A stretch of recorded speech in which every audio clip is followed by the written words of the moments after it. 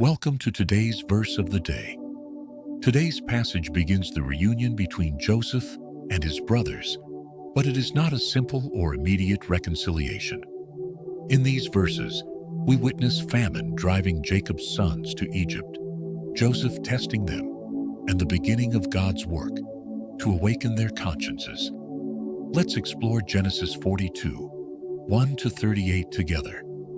Verse: When Jacob learned there was grain in Egypt, he said to his sons, "Why do you just keep looking at each other? Go down and buy some for us, so that we may live and not die." 10 of Joseph's brothers went to Egypt, but Jacob kept Benjamin at home, fearing harm might come to him. When Joseph saw his brothers, he recognized them, but they did not recognize him. He spoke harshly and accused them of being spies. To test them, he said they must prove their honesty by bringing their youngest brother to Egypt. He kept Simeon in custody as a guarantee. The brothers admitted among themselves, "Surely we are being punished because of our brother. We saw his distress when he pleaded with us, but we would not listen." Joseph had their sacks filled with grain, secretly returned their silver, and sent them back.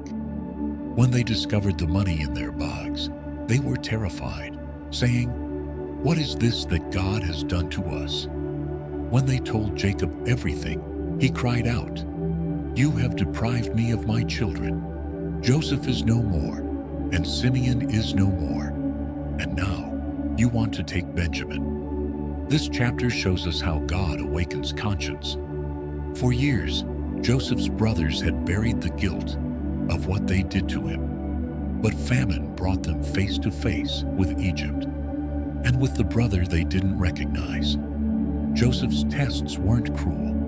They were meant to expose the truth.